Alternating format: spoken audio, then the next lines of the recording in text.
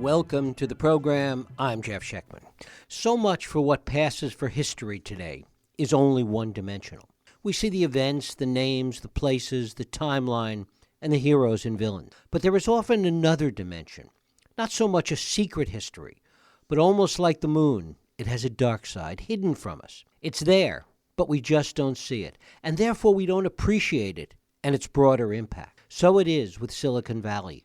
Literally millions of words have been written about it. In fact, I suspect that with the exception of politics in Washington, no place gets more coverage and attention than technology and Silicon Valley. No accident, given their long symbiotic relationship. You would think that by now then, we know it all. But we don't. It's why people still write books and surprise us about our origin story as a nation and about our wars, and why, particularly at this time when tech is under such scrutiny, we should understand everything we can about its history. That's what my guest, Professor Margaret O'Mara, does in her new book, The Code. Margaret O'Mara is a professor of history at the University of Washington. She writes and teaches about the history of U.S. politics and the growth of the high-tech economy. Prior to her academic career, she worked in the Clinton White House and served as a contributing researcher at Brookings. It is my pleasure to welcome Margaret O'Mara here to talk about The Code, Silicon Valley, and the remaking of America. Margaret, thanks so much for joining us. Thank you so much, Jeff. It's really delightful to be here. Well, it's great to have you here. When we look at Silicon Valley, it is almost as much a state of mind as it is a place. Talk a little about that. Mm-hmm. Yeah, Silicon Valley used to be just a place in Northern California, and now it's a global network. It's a sensibility. It's a political hack.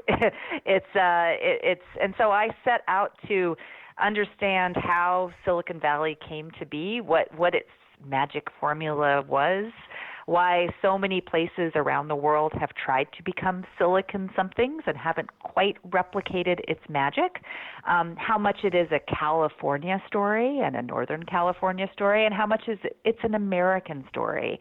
And the way that you do that is you, as you say, you look at the history, you go back to the beginning, and you show what is seen and also what is hidden. And in this book, I tried to both talk about the big names and that we know that are familiar, to give a fresh take on those people and help everyone understand those people and companies better, but also to talk about the hidden figures, the hidden phenomena, the intersections between politics and finance and old economy and new economy, and how all of those things made the tech revolution in the Valley possible.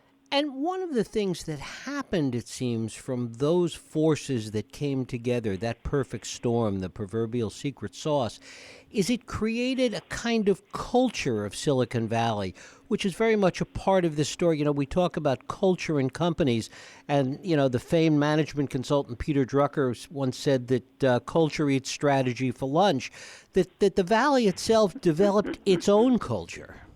It did. It's a really distinctive culture that grows. It has its roots in the 50s and the 60s in this group of mostly men, many of whom are transplants from somewhere else, engineers, MBAs, who come out to the Valley and kind of reinvent themselves and create an entirely new community.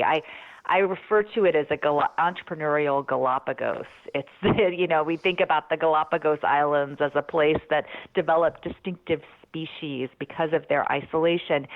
And I think that's a really useful way to understand and think about early Silicon Valley and why. And it's not just early Silicon Valley that continues this entrepreneurial Galapagos. It continues today. Think about high-tech venture capital as a very distinctive service industry, an investment industry that isn't just giving money, but also mentorship and expertise. People who have big exits in one generation of tech, say in semiconductors, chip making, and they in turn go and fund and mentor the next generation of microcomputer, of personal computer makers. And those folks in turn mentor the people who are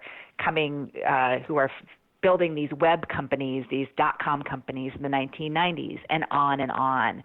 So it's this flywheel that is multi-generational. It's a really important way to understand how the Valley works and why it has been so good at generating one generation of companies after another. It keeps on going, which is quite remarkable.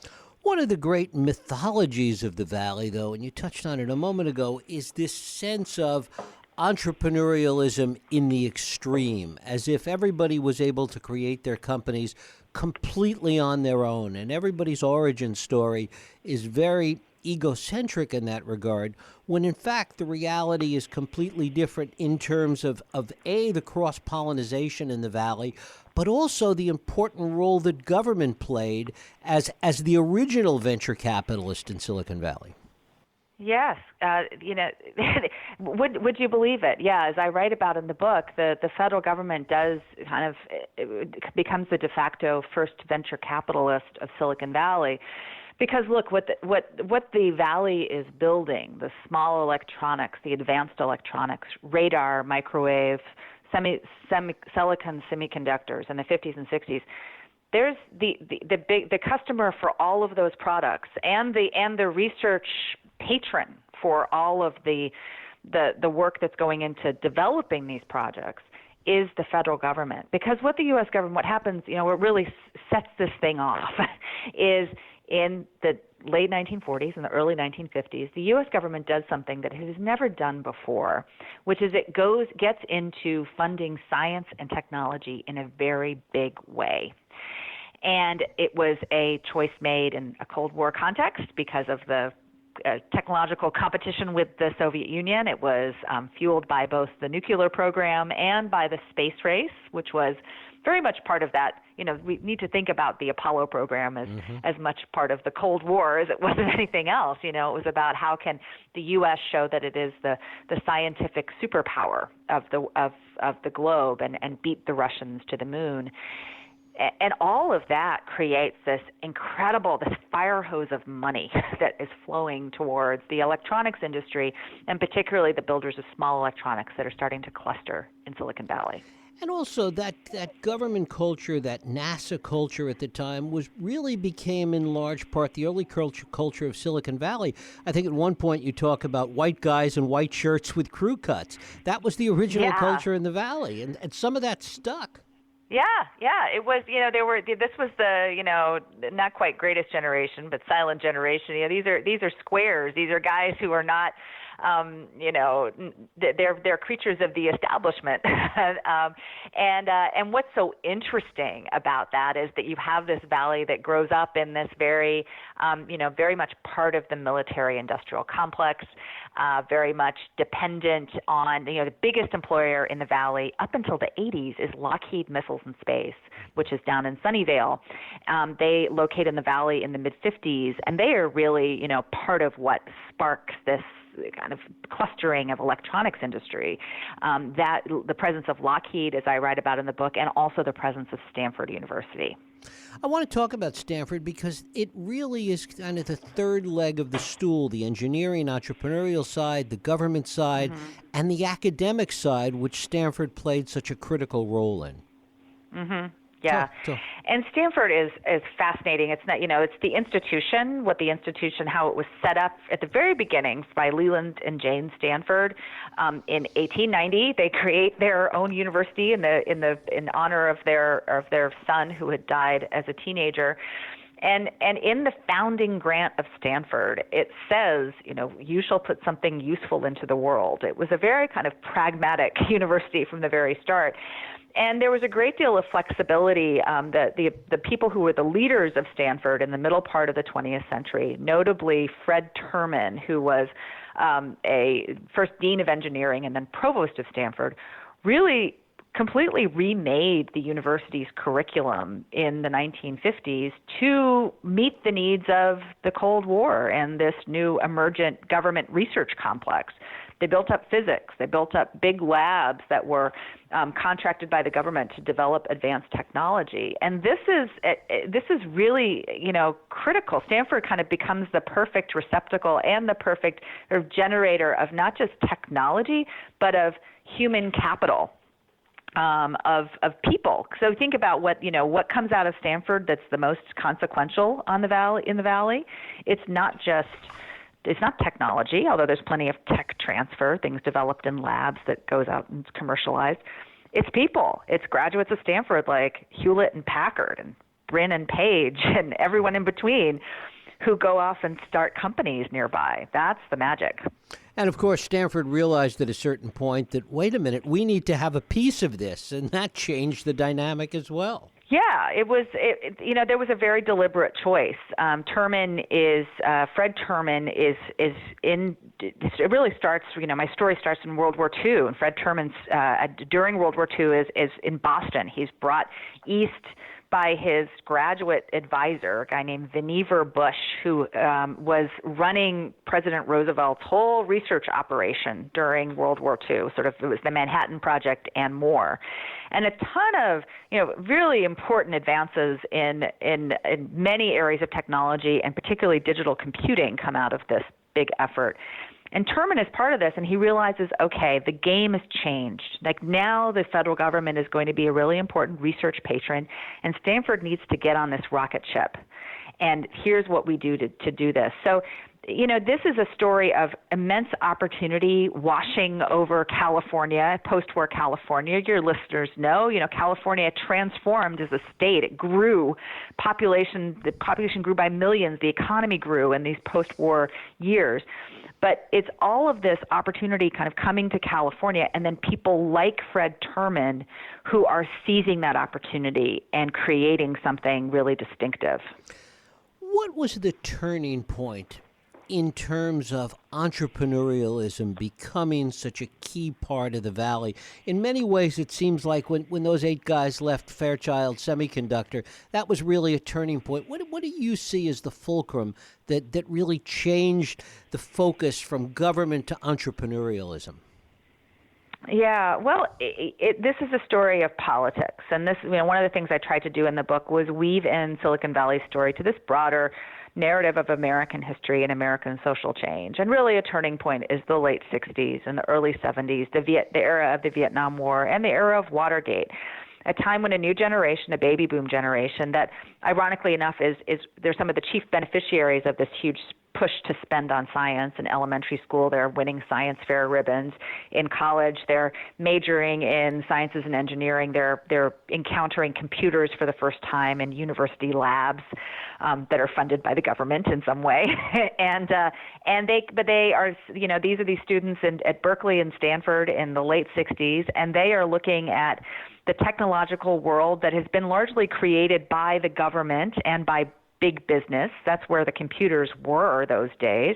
They were these giant mainframes that were sitting in the back rooms of corporate offices and in government agencies. And they said, we cannot have all of this. This incredible machine would have such potential if it were in the hands of the individual. We need to take computing and we need to use the computer as a tool for the social change we want to see in the world.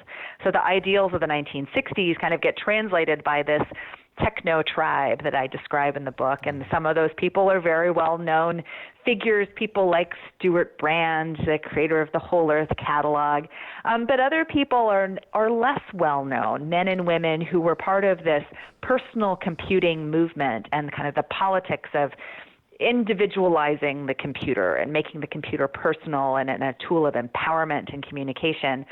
And they, of course, are the people who don't just build a movement, but they actually build an industry by the end of the 70s, the microcomputing or personal computing industry. And talk about the nexus between that kind of 60s attitude which drove the Valley for so long, exactly what you're talking about, and the role that venture capital played, and how venture capitalists either saw it differently or saw the potential in what was being done and the story that went along with it.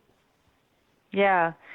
So the venture capital is a way that we see this connective tissue between the first generation of the guys with crew cuts and white shirts and the next generation of the long-haired, space war playing, beanbag sitting, home brewing, personal computer generation. Because the venture capital community that's growing in the 70s in the Valley is made up of of men who previously many of them were in the semiconductor industry. They kind of made their fortunes there and got their management expertise there, and they turned that over to create firms like Kleiner Perkins, for example, which is co-founded by a veteran of Hewlett-Packard and a founder of Fairchild Semiconductor, and who previously was with Shockley Semiconductor, the original semiconductor company in the 1950s. So, and Kleiner Perkins, which continues to be, that's sort of one of the marquee firms of the Valley. It goes on not only to play a big role in the early 80s, PC era Valley, but also, funding, early funding of Sun Microsystems, Netscape, Google, and on and on and on. So there is this, venture capitalists are providing money, but they're providing mentorship. And we see this again and again. We see it today with the folks who made it big at Google or Facebook, who now have become investors, angel investors, venture capitalists. They're the ones who are seeding the next generation, and quite frankly, picking the winners of who gets a chance to try and succeed and become the next Google or the next something. Do you have a sense that, particularly among the younger people in the Valley today, that there is a sense of this history, this through line that you write about in the code, or is it just a kind of collective amnesia that really is about the moment? I think I get a sense from the people that I've talked to, and a broader sense of just having observed the Valley today, is that there's I think people wish they understood more about the history, which is another reason I wrote the book. Again and again, people don't quite understand. And look, the Valley is very busy building the future. There are, people, there's sort of this attitude, well, the history's not, nice to know, but, put a plaque on it and move on. This is not really relevant to what we're doing. But the reason I wrote this book was to show, how the only way to understand the now and to build the future is to understand how we got to now, to understand the business culture, to understand the multiple technological generations, to understand, what it takes to build a successful and durable company, and also to understand, where are the Valley's great strengths and where are its blind spots. And how do we remedy, the things that people both inside and outside the Valley have been talking about a lot over the last few years, like, bringing more diverse voices into the room, designing and implementing these high-tech products, thinking about the broader, impacts and unintended consequences of their technology, those, and also thinking about what's the next great thing going to be. Always you have technologists who are like, okay, we did this. It's kind of, the hockey stick growth period might be over. What's the next big thing? And that's what, looking backward actually can help us figure out what the future might look like. The other thing that's quite striking, and this comes back to much that you write about with respect to the role that government played early on in seeding the Valley, is what we see taking place in China today, and what we sometimes even object to. And in fact, it is not dissimilar from the role that the U.S. government played in creating the Valley in the first place. Yeah, I mean, China has studied the Valley closely and is doing a lot of the things that the U.S. government was doing in the first quarter century after World War II. It's making big investments in higher education. It's making big investments in social infrastructure. It's making big investments in advanced technologies like AI and autonomous vehicles and more. And this is something, that people are concerned about, and that for, fairly they should. But again, I think this, recognizing the really important role of how government playing the long game and investing in blue sky technologies and investing in things that may not immediately have commercial payoff. Because, look, private industry can't be expected to shoulder that. That's, very few companies have the resources or the motivation. They're accountable to shareholders. They're accountable to, they're thinking about quarterly earnings. The idea of developing something that, we don't really know where this might go, that's the role that the public sector can play. But I think here's a really important difference that the history shows us when we look at China versus the United States. The government in the U.S. invested heavily in all of these things in the past and continues to do so today, but maybe not at the same moonshot scale it used to. But the way that it spent the money, and this is something that I trace in the book, the way that it spent the money was often indirectly through private defense contractors or contractors, through universities like Stanford and my home university, the public university, University of Washington, that indirect nature of spending was really critical. The government spent and then it got out of the way. And it also has allowed the free movement of people and capital that has been very critical to allowing the entrepreneurial sandbox of American tech to grow the way it has. It's opened its doors to people, the best and brightest from around the world. American tech sector has been so strong not because Americans are better at technology than everybody else, but in part because of immigrants who've come from elsewhere who have built companies at really high rates. The rates of entrepreneurial startups, the percentage of immigrants, foreign-born or their children, in leading and starting these companies, including many billion-dollar companies, is pretty startling. And so that has been a critical part of the Valley's magic, and it's part of what American public policy over the course of the 20th century made possible. And you mentioned, in fact, that the Immigration and Naturalization Act of '65 was really a major boom to the Valley. Yeah, it was a major boon. It's a character in my book, essentially. It's this instigator.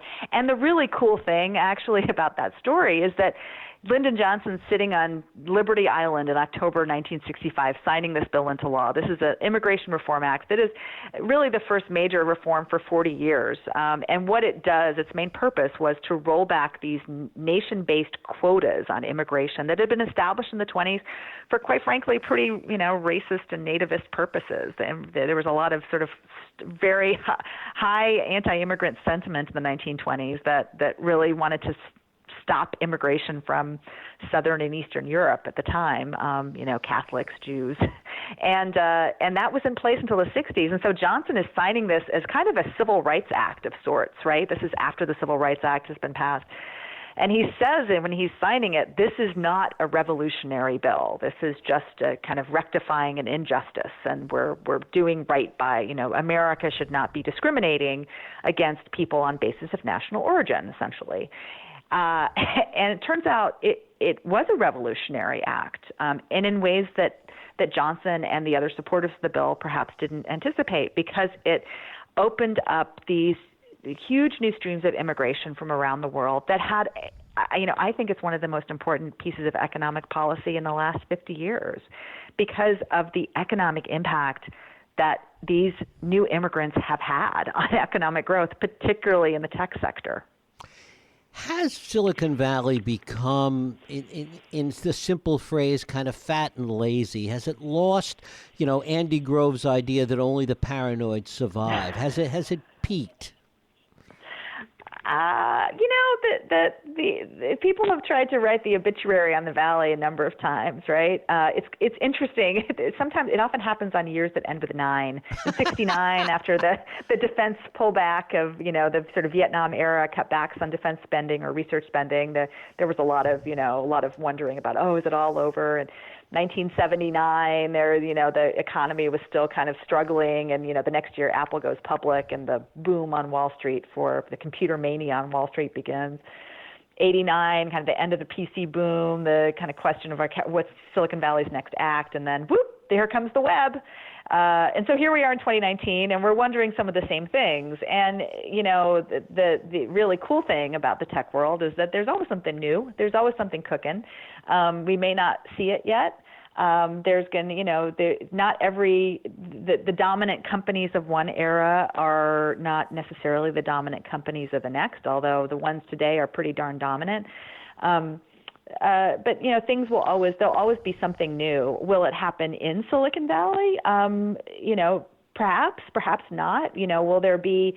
I've talked to younger technologists who are like, I want to live somewhere cheaper, or I can live wherever I want and do my startup, or I want to think about how I can build tech for people in sub-Saharan Africa. Think about different markets. I want to think about different purposes for the technical knowledge I have.